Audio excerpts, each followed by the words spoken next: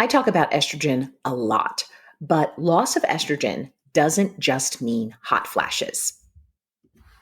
It can show up in places you might never expect.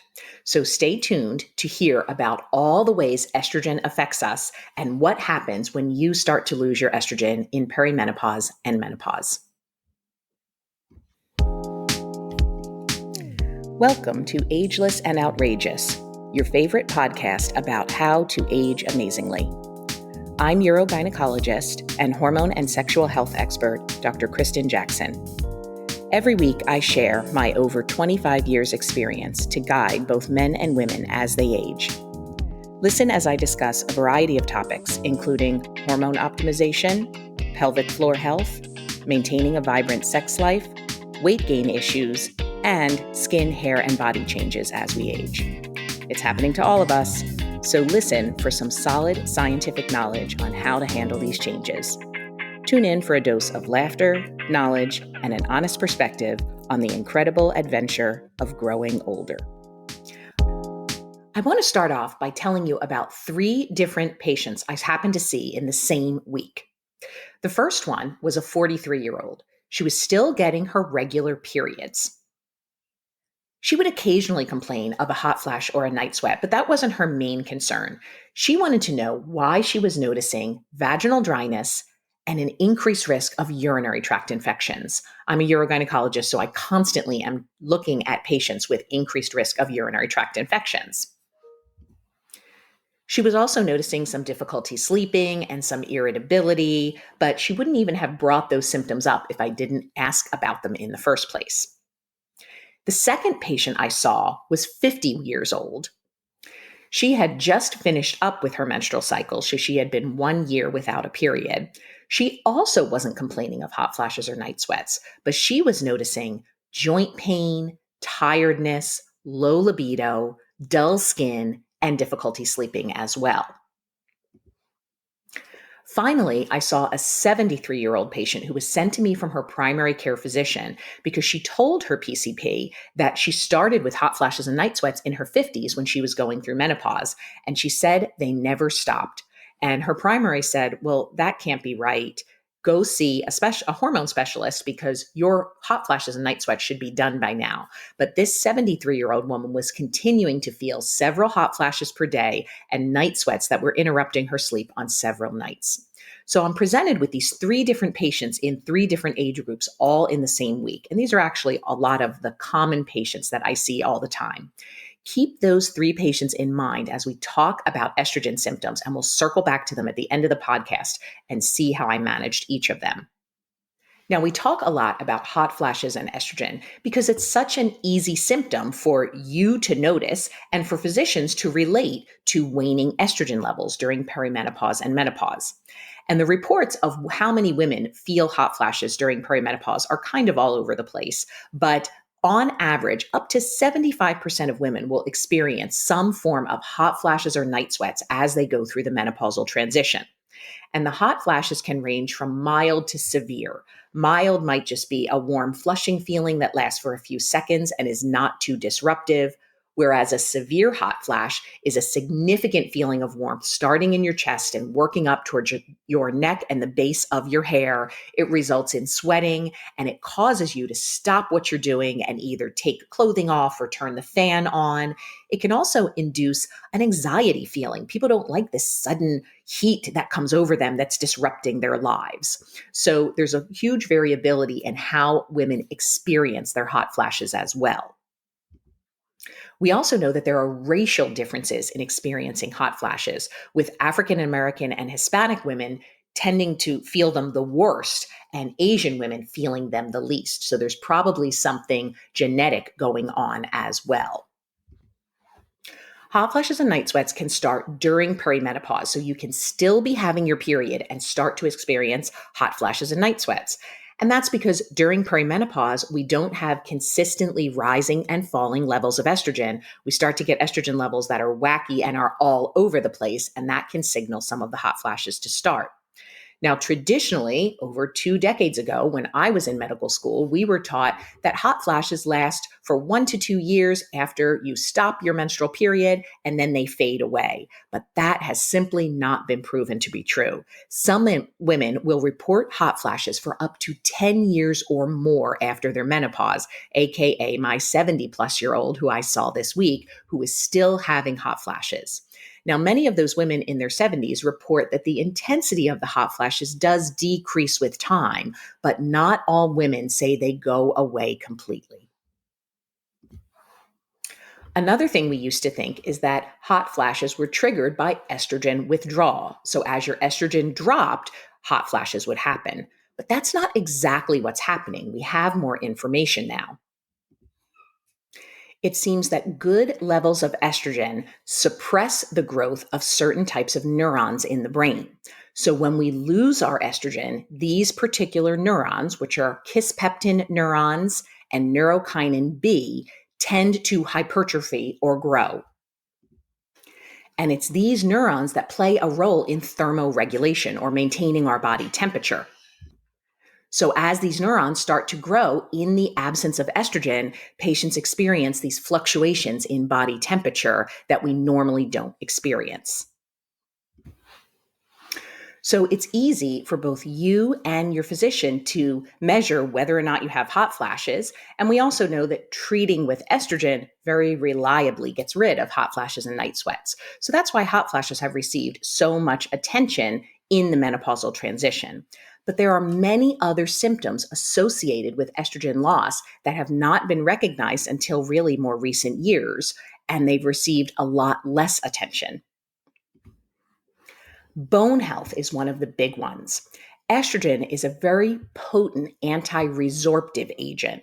That means that in the bone, there are two sets of cells, osteoblasts and osteoclasts. And the first set helps to build new bone cells, and the second set helps to break down old bone cells. And this is called bone turnover. So new cells are always being made, old cells are always being broken down. When osteoblasts and osteoclasts are working evenly, the rate that we build the bone is equal to the rate at which we break it down, and our bones remain stable. But as we age, the osteoblasts don't work as well. They start to slow their activity, but unfortunately, the osteoclasts do not. So we see more bone breakdown than we do bone building up. Estrogen actually stimulates those osteoblasts to work better, slows down the osteoclast from breaking down the bone, and also helps us to absorb calcium better from the gut so that we have more of the building blocks for the bone in the first place. And the FDA recognizes that estrogen is a prevention for osteoporosis. And we know that osteoporotic fractures affect half of women after age 50. Half of women, half of our population is a huge number of women. So really, since all women going through menopause are at risk for osteoporosis, you can consider that any woman going through menopause should be a candidate for estrogen replacement therapy simply based on their bone risk alone. Some of the depressing facts about bone are that we reach our peak bone mass about in our 30s. That's it. We only get from birth to age 30 to maximize our bone strength. And then we may maintain that bone mass for some years, but pretty much starting in our 40s and beyond, we start to lose our bone mass. And this is where I think education of younger women is critical. Younger women in their teens and 20s really need to know about maximizing their peak bone density with things like calcium supplementation, vitamin D supplementation, and most importantly, weight bearing exercises. The stronger our muscles are, they're going to pull on our bones, and that stimulates the bone to even get stronger. So, our best option to do this is prior to age 30. So, we want to try to raise our bone mass to as high a peak as we can, because we know that there's going to be some age-related decline and more rapidly as we go through menopause, but the higher that peak is to start, the more we have to fall before a fracture can occur. Another area where estrogen shows critical function is in the brain. And we actually see depression rates increasing as women go through menopause. Women without a prior diagnosis of depression have about a 16% chance of developing new onset depression as they go through the menopause change. So, how does this happen? Well, estrogen stimulates both serotonin and norepinephrine synthesis in the brain. And both of these neurotransmitters are the feel good neurotransmitters. So when we lose our estrogen and the stimulation of those neurotransmitters in our brain goes down, we're more likely to experience depressive symptoms. And estrogen works on the breakdown of those hormones as well. It suppresses the activity of monoamine oxidase, or MAO activity. And MAO is the enzyme that breaks down serotonin and norepinephrine in the brain, meaning that serotonin and norepinephrine are going to hang around longer in our brain, making us feel better. So when we lose our estrogen, not only are we not making as much serotonin and norepinephrine, but the neurotransmitters that we do make are being broken down more quickly, so they're not staying around as long. Loss of estrogen has also been associated in women with a decreased attention span, decreased verbal memory, and decreased learning capacity. So, when you feel like your memory is not as good going through a menopause, that is a direct effect of those waning levels of estrogen. Sleep is another big area where women struggle during perimenopause and menopause. They complain of both difficulty falling asleep and difficulty staying asleep. And the menopause transition magnifies this deterioration in the sleep cycle. And they've actually studied this independent of age. We know that sleep quality decreases as you age, just decade by decade. And in a specific study, 40% of women reported difficulty with sleeping that correlated with the timing of their menopause, but remained independent of age. So they actually adjusted for age, and still 40% of women reported that it was the menopause causing their disruption in sleep. And sleep cycles, once again, are related to our estrogen levels. Muscle and joints is another huge area of deterioration with the menopause. And it's only recently that this condition has actually been labeled and been called the musculoskeletal syndrome of menopause. So this formally recognizes that both muscles and joints respond to waning estrogen levels. There are estrogen receptors in our connective tissue, and estrogen is an inflammatory regulator. It's a very potent anti-inflammatory hormone. It prevents things like generalized arthralgia, joint pain in general. That's that experience of joint pain. And up to 70% of women experience joint pain as they go through menopause and beyond. How does estrogen prevent inflammation in our joints? Well, it does so by reducing an inflammatory cytokine called TNF alpha, or tumor necrosis factor alpha. TNF alpha actually degrades muscle protein. It's produced in our adipose tissue, and it really hurts or impairs muscle function and increases inflammation in our joints. So with the loss of our estrogen, we've got a lot more TNF alpha around, therefore more joint pain and more muscle degradation. Speaking of muscle, postmenopausal women experience a rapid decrease in muscle mass, which is going to put them more at risk for fragility or sarcopenia. That's the medical term for that. We build new muscle from something called satellite cells. And satellite cells are generally quiet. They're not active unless there is an injury. And then they spring into action and they start repairing the muscle and building new muscle cells. Well, estrogen stimulates those satellite cells and causes them to proliferate. Once again, there are estrogen receptors on the muscle satellite cells. So having healthy levels of estrogen keeps those satellite cells growing and repairing new muscle rather than allowing them to be quiet and sort of decreased in number as we age. Finally, you've heard me talk about the genitourinary syndrome of menopause. This is because there are thousands and thousands of estrogen receptors in the bladder, the vagina, and the vulva. So this area deserves special attention. We used to call this condition vulvovaginal atrophy, and that is a symptom where the vaginal tissue starts to get thin and inflexible, the blood flow is decreased, the pH of the vagina rises, the healthy flora, the lactobacilli in the vagina, their numbers go down. That means women are more likely to experience vaginal dryness, pain, irritation, infections, even cracking and bleeding of the vaginal walls. The vulva, which is the outside of the vagina, also has estrogen receptors. And without estrogen, the vulva begin to shrink. Patients lose fat in the vulva. The appearance can change. For some women, the labia minora, the thinner lips on the inside, actually start to get reabsorbed. They start to disappear with the lack of estrogen.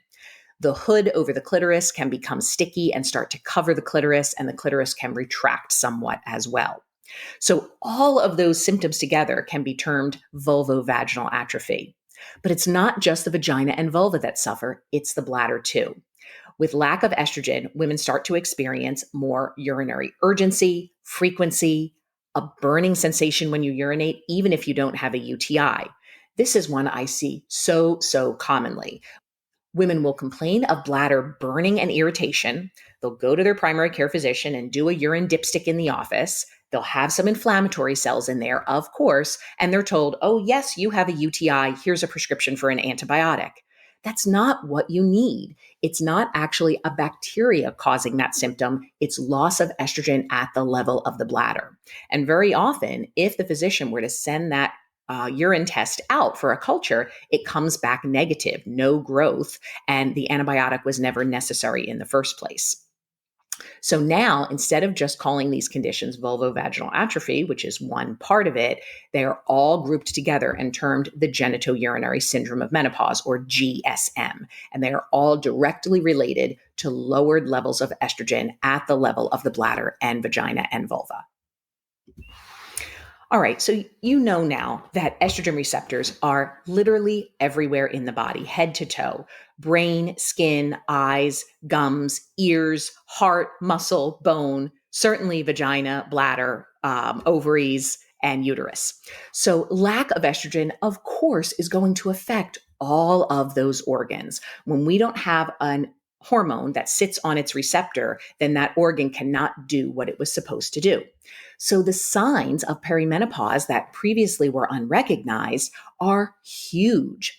Like I said, everyone sort of recognized hot flashes and night sweats, vaginal dryness, and pain with intercourse. But now we are finally starting to recognize things like the genitourinary syndrome of menopause, the musculoskeletal syndrome of menopause, the cognitive and brain changes going along with menopause, the sleep changes going along with menopause. All of these things are related to menopause. And for many decades, physicians and patients didn't put these two and two together and recognize that they were all related to low estrogen levels. So now it comes down to, how do you figure out if you're having one or more of these symptoms that I'm talking about? How do you figure out if your symptoms are related to perimenopause and menopause or to something else? Because just because you're having those symptoms doesn't automatically mean they're related to perimenopause.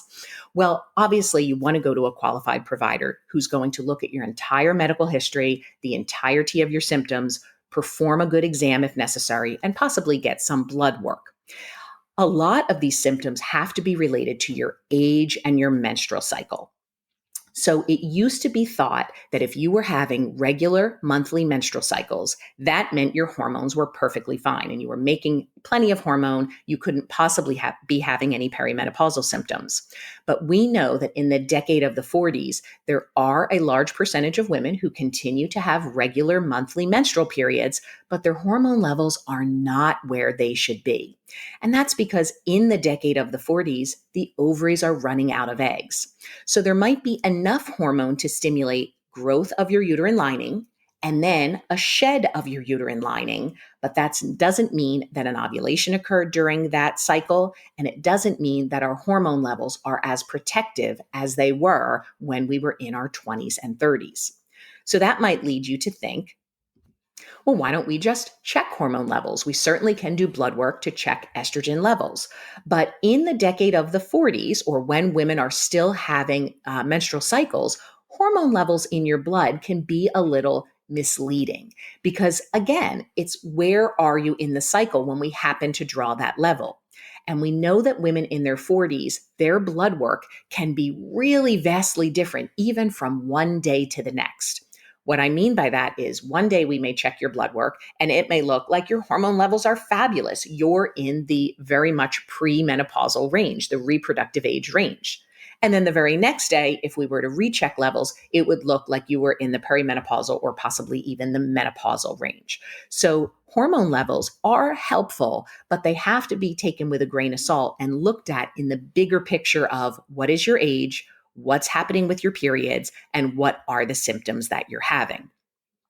So when we go back again 2 decades to when I was in medical school, we would never consider offering a woman in her 40s who is still having menstrual periods estrogen replacement therapy, because again, those menstrual periods were supposed to be proof positive that she was having enough estrogen. But we know now that that's not totally accurate. So there is an opportunity for women who are still having their periods to supplement with a low level of estrogen to get rid of some of the estrogen loss symptoms that they're having. So that takes us back to the 3 patients that I saw last week with different ages and different symptoms. The first patient was my 43-year-old. She was still having her menstrual period, but her main symptoms were an increased risk of UTI. She suddenly started getting all of these increased UTIs. And when I asked her a little bit more, she did say that occasionally she would have a hot flash or night sweat, but that wasn't too bothersome to her.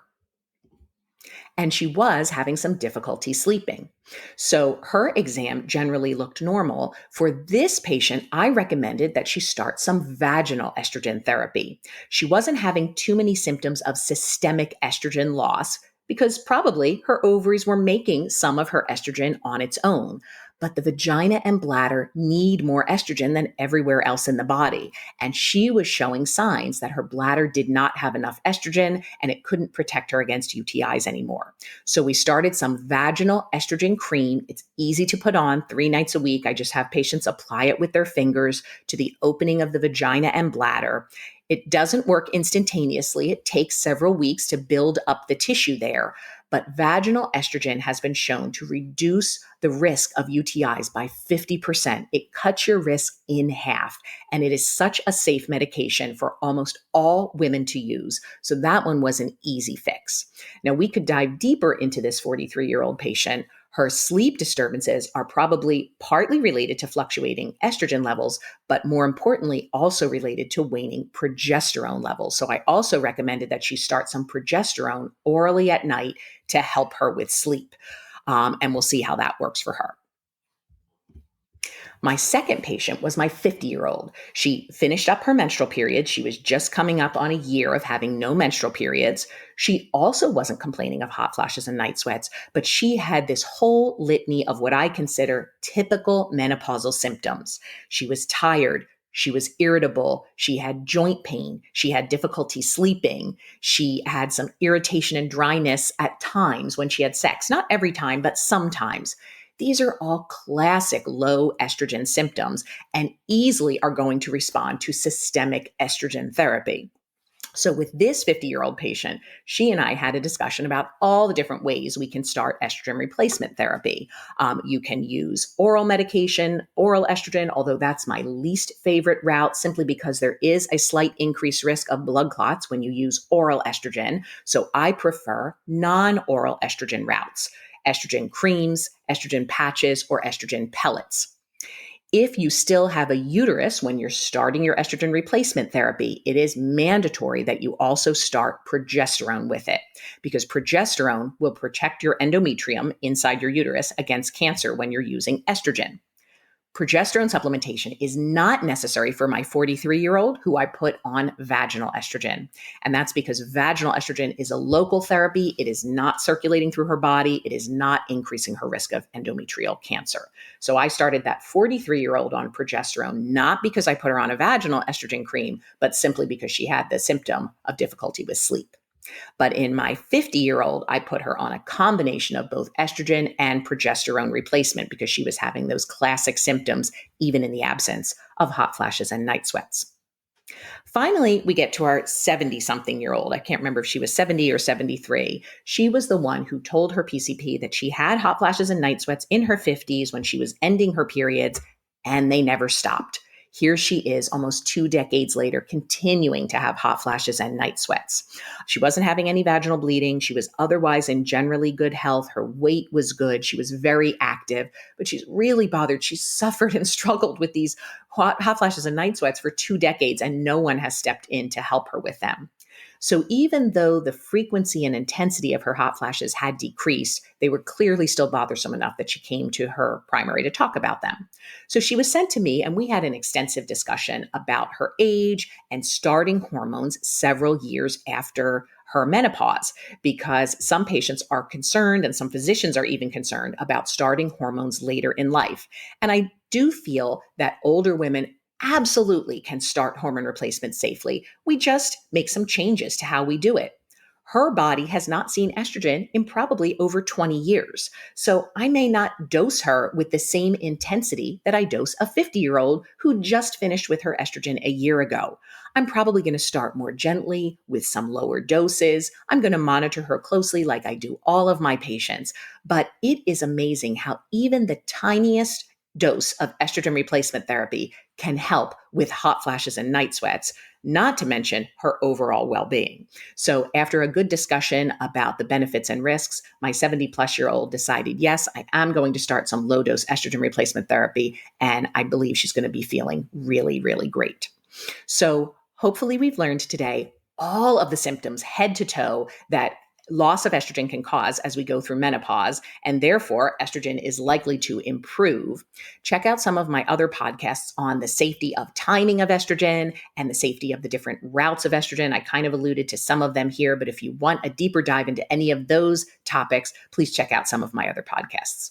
Love talking with you guys. We'll talk soon. Thanks so much for listening to today's episode. No information from this recording is intended as a diagnosis or treatment for any disease. If you are enjoying the show, please subscribe so you don't miss any of our exciting episodes. And we love to hear from our listeners and would be grateful for your positive review. We'll talk next time.